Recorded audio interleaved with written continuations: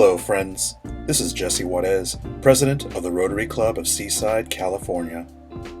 You are watching a presentation which was recorded live on September 9th, 2020, during one of our regular club meetings. Seaside Rotary meets via Zoom twice a month. Our meetings feature dynamic presentations from many of the movers and shakers that make Monterey County such a vibrant and hard-working community. If you'd like to join a meeting or learn more about Rotary and the work that we do, you can reach out to seasiderotaryclub@gmail.com. Again, that's seasiderotaryclub@gmail.com. As always, don't forget to like and subscribe for more dynamic content.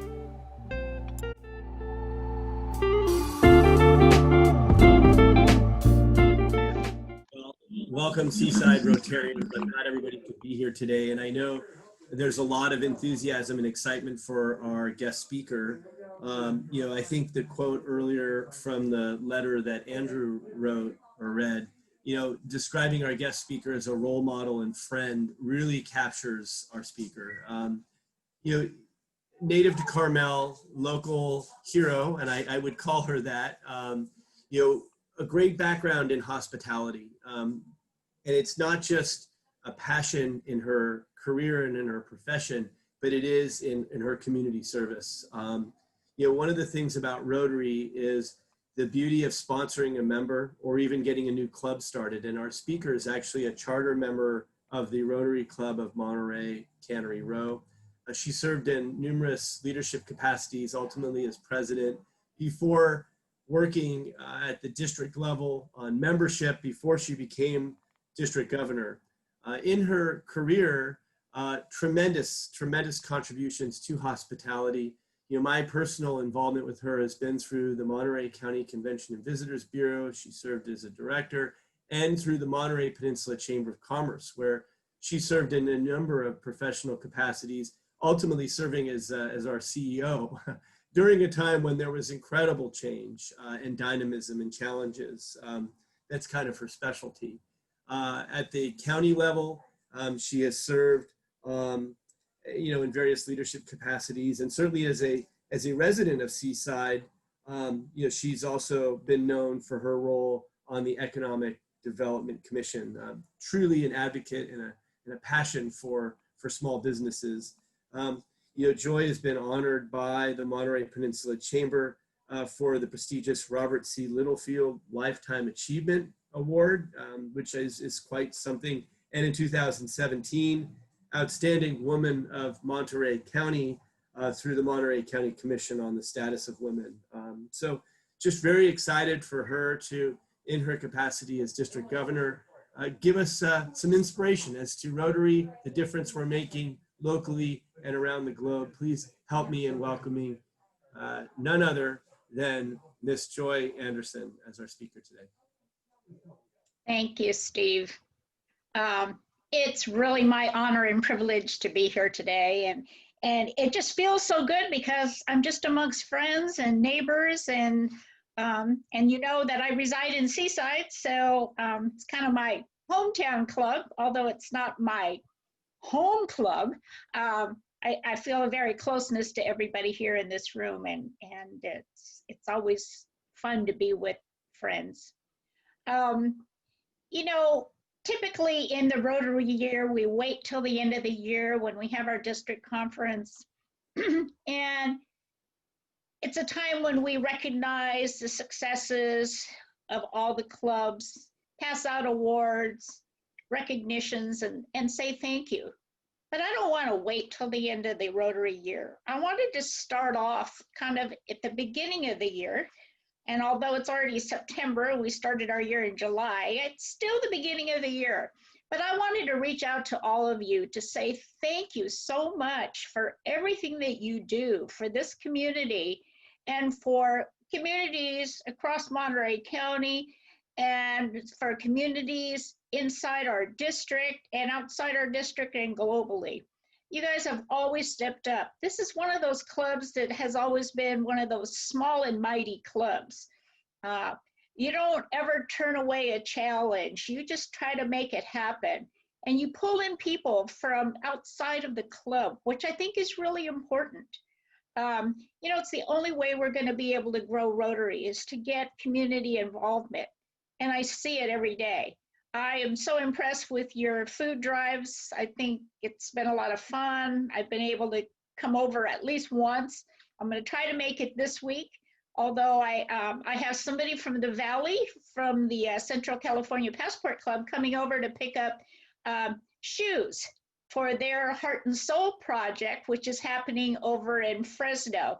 And so he's coming over on Saturday. So if anybody has any shoes that they'd like to donate, as well as new socks and underwear, we're using the Moose Lodge over in Delray Oaks as a drop-off point.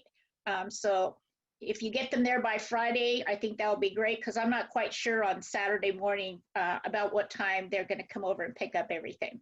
But we've had a great response with that, and I'm excited to be able to really kind of work together across the district, because that's not always easy, because our district is so spread out. So as a district governor, you go through about 3 years worth of training, and they just fill your head with all kinds of stuff. But I walked away really focusing on the 3 elements of Rotary, because this is what we're all about. And the first element is membership. Membership is critical. Across the globe, we're 1.2 million Rotarians. But guess what? We've been 1.2 million Rotarians for a long time. So what is that saying? It's saying that we're not really growing. We're maintaining, which is good, but we're not growing. And especially in North America. North America has lost a lot of Rotarians, where countries like India and South Korea, the Philippines and Africa have been growing in numbers. So what are we doing wrong? Or really, we should look at it and say, what can we do better to really expand that reach and allow others to join in all the great things that we do? So, take a look around your community. Our Rotary International president this year is Holger Knapp from Germany. Really cool guy. I wish you could all meet him in person. You just would love him to death. But, his take on membership is real simple. For years, we've been focusing on numbers. How many new members did you bring in? I mean, that was the focus of your membership chair. It's like, bring in the people. But guess what? A lot of them join and then they kind of fade away. They just kind of slip off, and what happens? So Holger's take is, let's find people who have the same commitment to service above self. That's what we're all about. We are here to serve our communities. We are here to serve those who don't have. So look around the community. Spot those people that you seem to see at all these volunteer positions, people that are engaged in the community, and start inviting them, not just to meetings like this, but ask them to come out to, say your golf tournament coming up. And, maybe you need some more volunteers for the food drive. Ask them if they'd like to participate. There are a lot of people in this community that really want to do something, but they don't know where or how to go about it. So let's extend that invitation to folks. And guess what? You're going to find that these people are going to be great Rotarians at some point. So, let's look at that. We took away strict attendance requirements, so we're more flexible with time. We also took away classifications, which means that, you don't have to be a business owner. You don't have to be a manager. I'm sorry, but there's somebody out there, so my dog is going crazy, so you're just gonna have to ignore it. But maybe it's somebody that's a stay-at-home, mom or a retired person, but wants to give and has time to offer.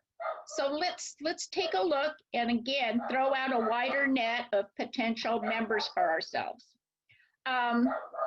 So membership this year is being directed by our past district governor, Nina Clancy, and she is very active and she's spunky. Let's put it that way. So I know she's going to do great things and help us, find some new members.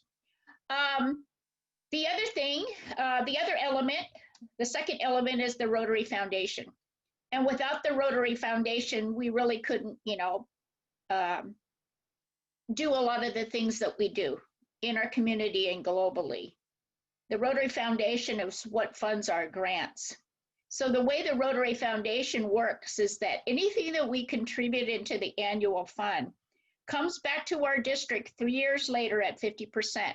And that's what we use to distribute the grant money that we're able to do each year.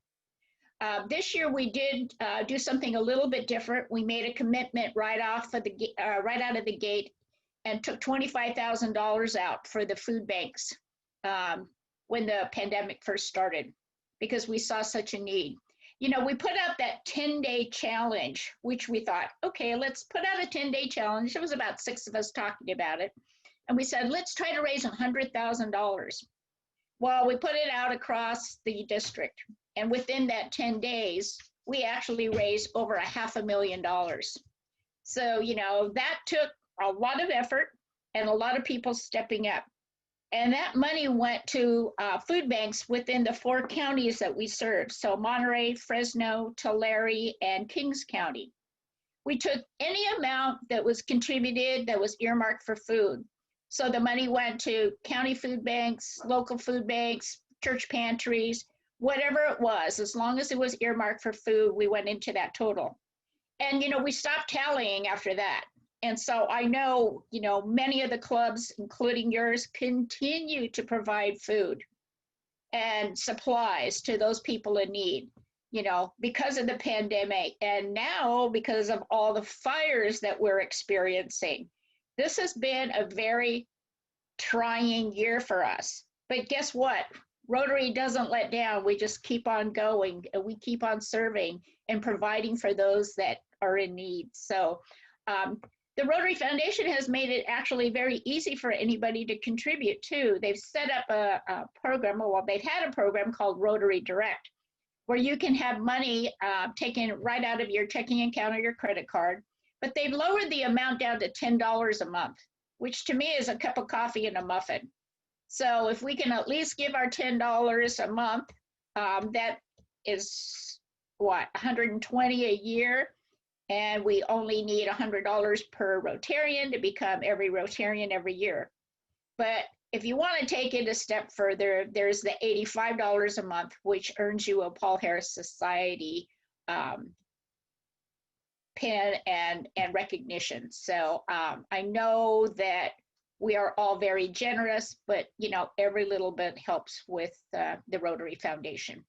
Past District Governor Joe Grebmeyer is heading up our Rotary Foundation, and he's doing a great job, and he's planning some things in November, which is Rotary Foundation Month. So stay tuned on that one. Then the third element of Rotary is brand, which we really put an emphasis this year on public image, because it's really important for us to get the word out. When I was little and I was growing up in Carmel, and my mother was like the ultimate volunteer, and she was involved in everything, in town. And I would go to, projects with her and, sort out clothes for church rummage sales or whatever was going on. And I said to her, gosh, this is a lot of work. Why are we doing all of this? And she said, because we are here to serve those that don't have. And we have to take care of people that are in need. And so this is what we do. But she told me as well, now, this is a good thing. And this is what, we're supposed to do, but we don't brag about it. You've got to stay humble. And so all my life, I'm walking around, I'm doing all these things, and all I can remember is Mom going, just be humble, don't brag about it. And so I think a lot of us grew up with that same mentality. But guess what? A lot of times things happen in our communities and people go, oh, isn't that wonderful? Oh, isn't that beautiful? Somebody planted flowers out in front of, a building. or look, the fence is repaired. Did that. And I think it's time for us to let people know that we do some of these little things that we think are just small things, but they mean a lot to people. And so here again, tying in that public image and a little bit of the PR that we do, we're going to be able to attract more people that may become members or at least support us in different ways. So past District Governor George Wade, who was in marketing for years, has taken over the communications part of it and the public image. We are really focusing a lot on social media. You know, during this pandemic, a lot of folks are just kind of sitting around looking at their computers all day, you know, and then they start surfing and then they go on Facebook to see what's happening because it seems like Facebook gives you news instantly. And so we're always looking there. But, you know, we have asked all the clubs to please post pictures, post notices, share your meetings and your speakers and things like that so that people know that we have all these great opportunities. We are also taking all the club social media pages and sharing them on our district page. Then on our district page, I try to share things that are happening over in India or in Africa or Philippines or wherever it might be. Because with Zoom now, you can zoom in.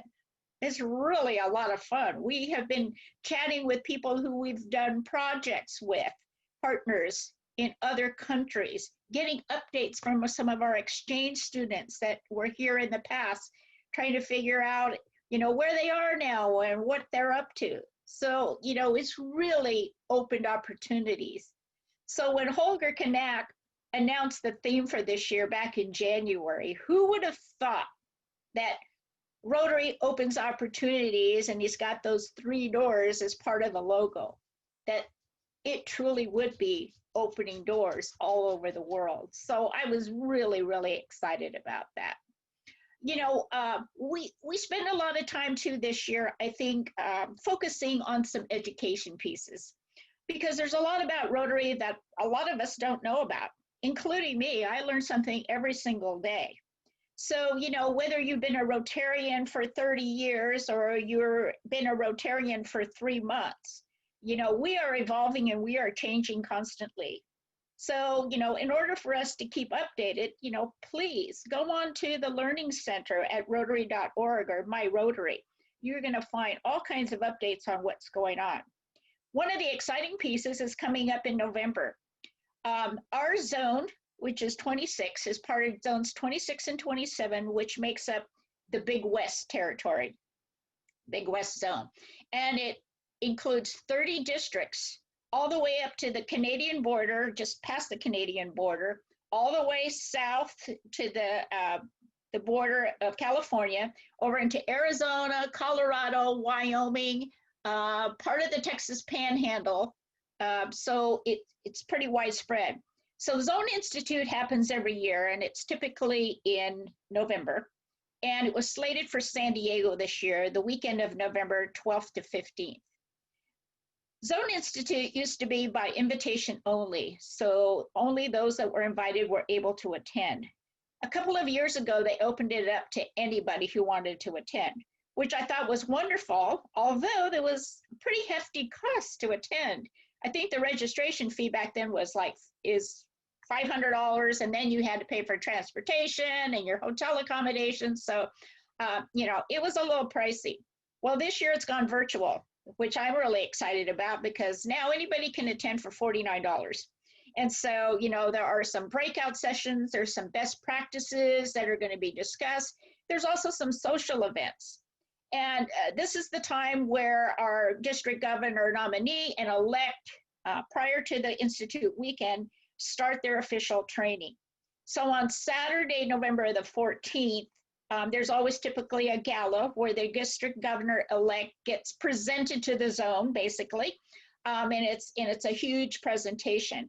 I was very fortunate. Last year we were in Denver. It was earlier in September, and my husband was able to make that trip with me and walk on stage. And so that to me was like just a great memory to have right now.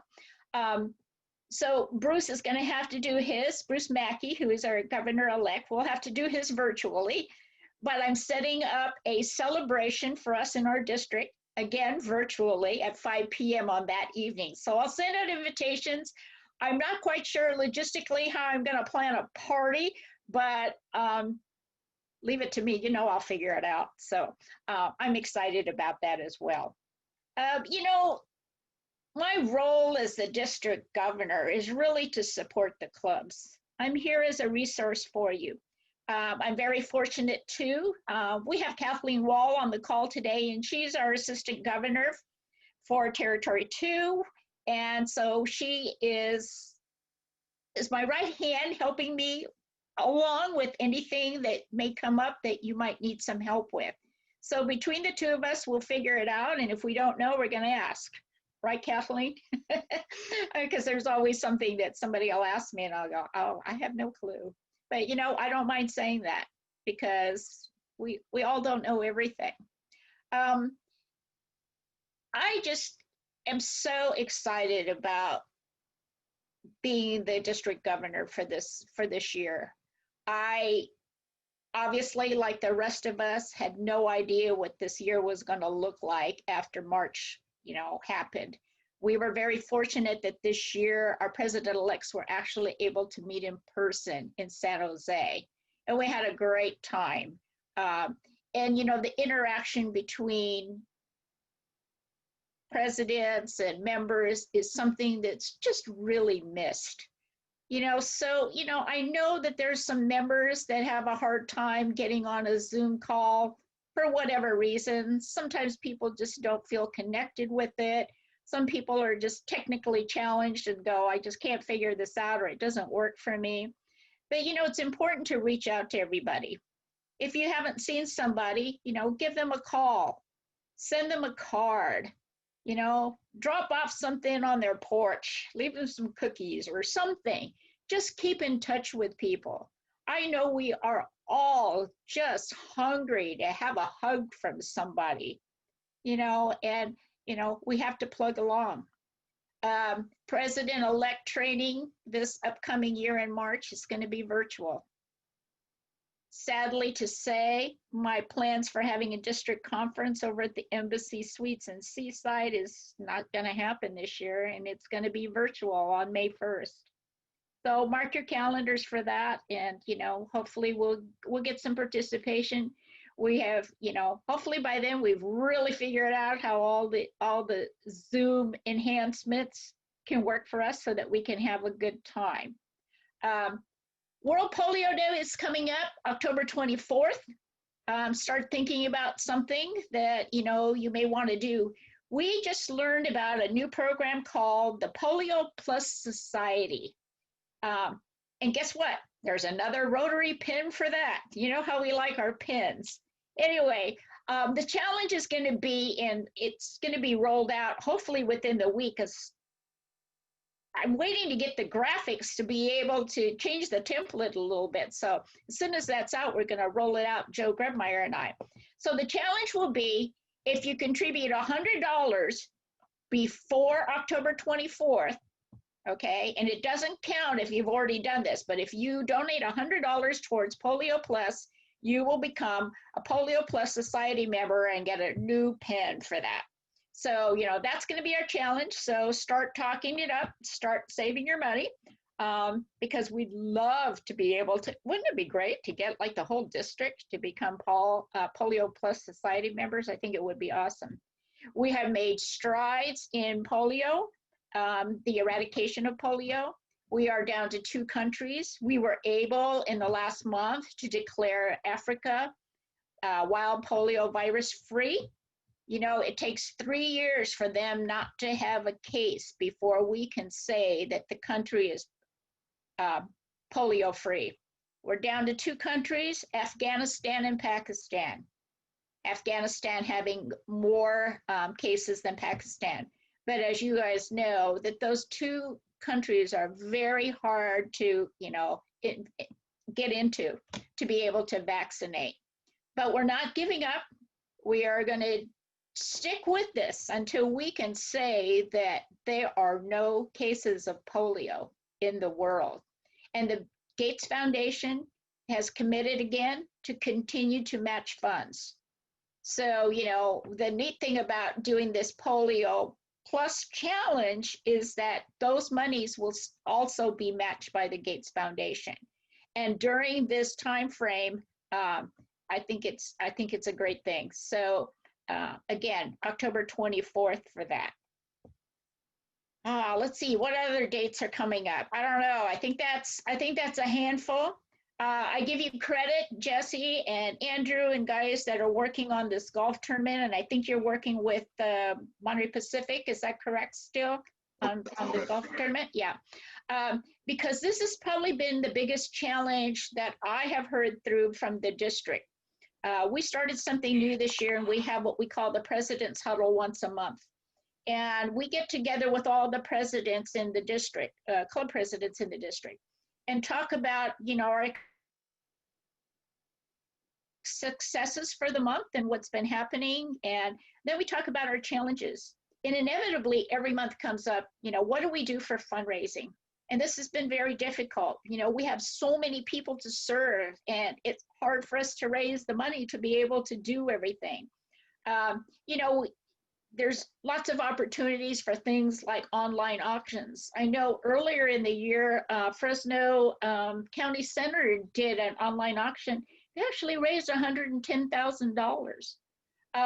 You know, my club always did an auction and an event. Last year we did Cinco de Mayo, and it was very good.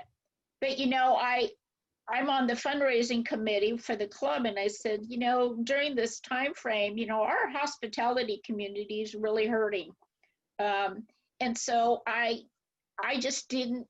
And coming from hospitality, I really, you know, am close to it. So I said I didn't really feel like it was a good time for us to go out and ask for donations for, you know, for dinners and such.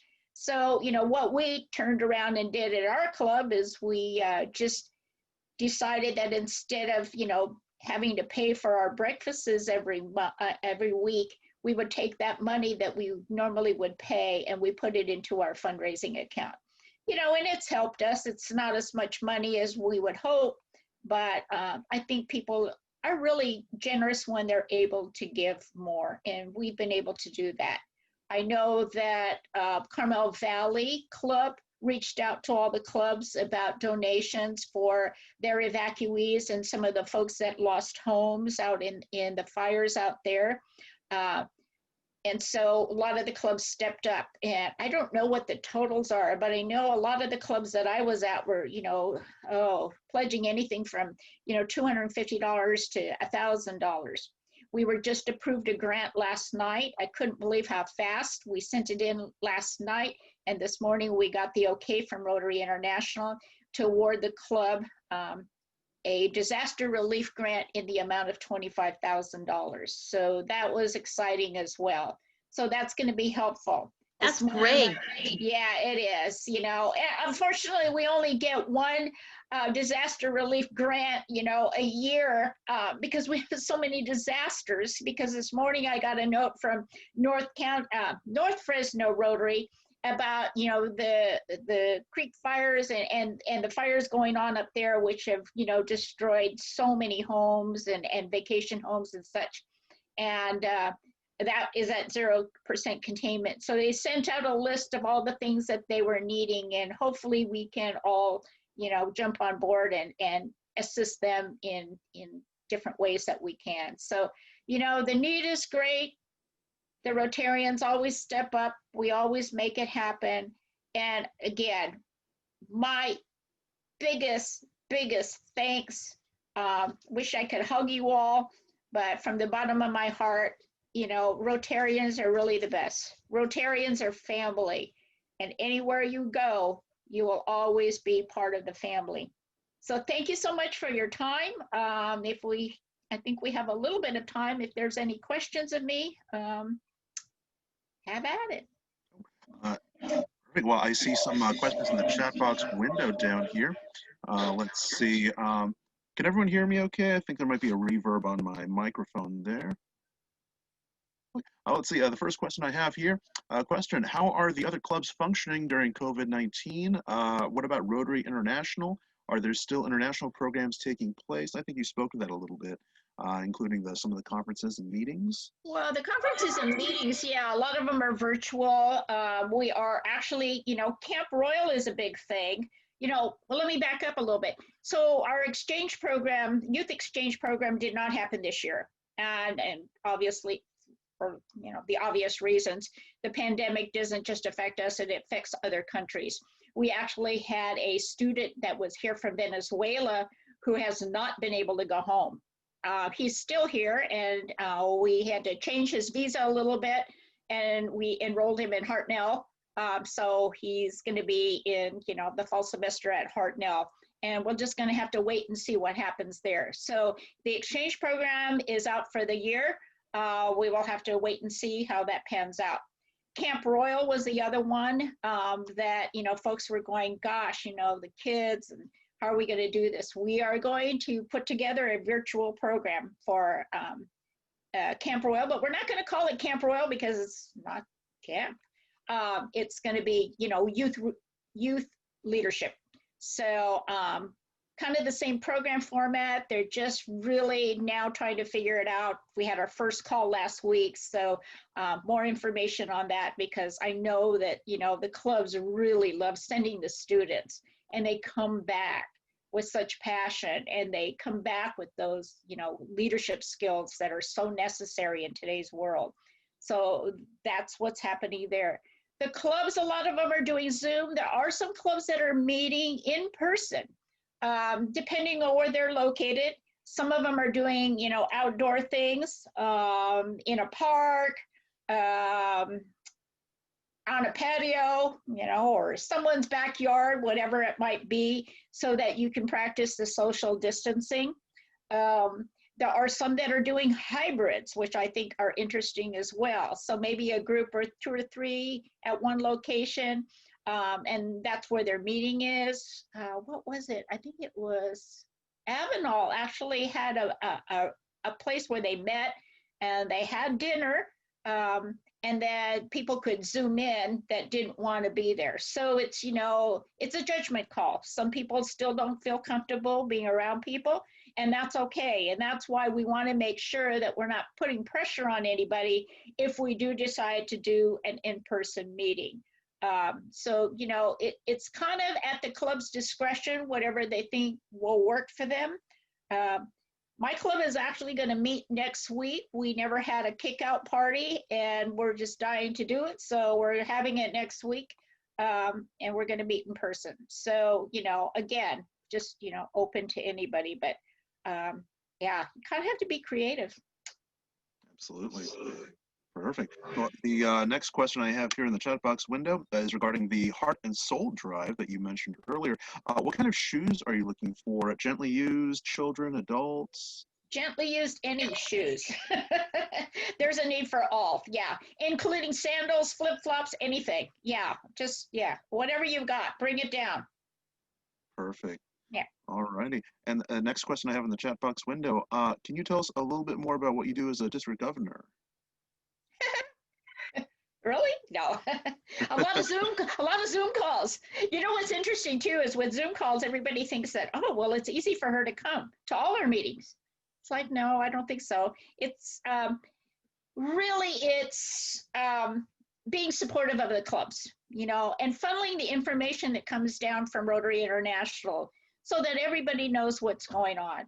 I come from businesses and the corporate world, where a lot of communication seems to never flow down through the ranks, and people are going to go, I didn't know about that. Well, I hate that. I hate the fact that people are put into positions, and don't have the information that they need, or are left out in the dark. So, sometimes I might, say to myself, gosh, I think this is an overload of information. But you guys can sort it out. I mean, especially the president. Sort out what you think is important, or send it out. So, communication is important. Obviously, keeping the budget in line is important. So I keep an eye on that, and I work with our bookkeeper and our district treasurer to make sure our expenses are all in line and that we, can refund money wherever we can. We're going to be doing that with the second half of the year invoicing. We will take away the $10 per member assessment for the Camp Royal fee. We already billed half of it, which should take care of what we need to do the virtual program. So, wherever possible, we, don't want to overcharge you or take money that can be used, at your club level for projects and such. So that's it. I also, I also belong to every committee in the district. So there's a lot of meetings there as well, focusing on everything from membership to youth exchange and whatever else that we might need to discuss. I also head up the board of directors, which is kind of new to our district this year. We put together a group of folks that, are really kind of like advisors to us, and they sit on all the committees. Each one has to sit on a committee so that we just kind of keep a pulse on what's going on. And then there's some continuity as well. I sit in on a phone call every month, 2 times a month with our director, Jorita Solari, who is also this year vice president of Rotary International. So we have one call with our governor line and then one call with just the governors itself. So she keeps us abreast of, everything that's happening. One of the roles that I have is I will be the general chair for Far West Pets, which is president-elect training in 2023. So I'm involved in all the planning for, all the pets moving forward. And then I will be the general chair in 2023. So, that's a little bit unique because that comes around right now, every 9 years. So we rotate between the districts and I got the lucky straw. Beautiful, beautiful. And I can speak to that as well, definitely in the during my training and lead up to currently becoming president of Seaside Rotary. You were a great support, and your door was always open anytime I had a question regarding, oh my gosh, what do I do in this situation, or and just any of the general nervousness that I had in this current position. So I commend you for all your support and all your advice. Thank you so much. Appreciate it. Now, Jesse, didn't you graduate first in your class at Pets? Oh, I think I coast. Did I get like a C, B, something like that? But I passed. All right, everyone. Well, I think we only have time for a few more questions. So real quick, I see in the chat box window, there was a question, where do we reach regarding Polio Plus? And I believe Lisa was kind enough to put a link right there in the chat box window for the Rotary 5230 website. And she also encouraged that people please follow District 5230 on Facebook. Let's see, and then a few other questions here. Oh, one message from Mr. Mose Thomas. He did say that he received a text from Sandy Thibodeau. I believe I pronounced that correctly. Oh yeah, Thibodeau. And she sends her regards in the reply. Let's see, and then there's a few other. Let's see. Oh, last question. One of the last questions we have here. Do you have a special vision for the years besides membership? Well, communication. Communication is really important. Yeah, we shouldn't be isolated. We shouldn't work in silos, which sometimes some clubs tend to do. We're all in this together. I think we've heard that phrase over and over, and probably a little bit too much, but it's the truth. I mean, we cross over. Why are we collecting shoes for the homeless, over in Fresno when we have homeless here? Because they put the call out, and that's just what we do. So, the more we can, collaboratively work together, and the more that our district governor line works together so that we have some continuity, that's kind of been the downfall for, our district, that every year the governor comes in and it's like a whole new plan, and, we have to start from scratch every year. Well, that just wastes time for me. I mean, that's my thought anyway. Let's continue with what we're doing well and just do better at it. We don't have to, latch on to something new each year. It's only a year. Absolutely. Mhm. All right, and then another question here. Governor Joy, you said that you meet with all the presidents. Wondering if our golf event can be brought up to them, and I think that's something that I can bring up as well during President's Huddle at the next time we meet. You can bring it up at the President's Huddle that we have once a month, but also bring it up to your Territory 1 and 2 group, which is, Mhm. more local here, so that you can make sure that you can get, more, participants. I don't know what your limits are and everything else, but sponsorships, definitely. One of the things that I failed to mention was that as part of the branding and the public image, we're trying to get every club to put together a 30-second video. Just kind of something that you can use on your websites and our district website. But it's also a good piece, I think, to use to send out to potential sponsors. Kind of gives them a little bit of a glimpse, and it shows that, hey, we're professional. We're just not sending out a letter and saying, hey, can you contribute $500 or $1,000 to our tournament? So, attached to with your solicitation, I think it's a good piece to also use. But yeah, definitely. Well, we can get it out to everybody. We can, make sure that your flyers and everything get posted, and we'll be happy. And the newsletter, unfortunately, it comes out kind of late. And I know you're putting together at the a short time, but definitely we can send it out to presidents. Sure. Mhm. Beautiful, beautiful. All right, everyone. Unfortunately, I do see a few more questions in the chat box window. With respect to everyone's time, I won't be able to answer those at this moment, as I do want to give a chance for my colleague, Mr. Andrew Vi, to be able to speak a little bit about what our plans are for the golf committee meeting. But that being said, Joy, thank you. Thank you so much for Oh, you're joining us so today. welcome. Thank you. Thank you. Thank you very much.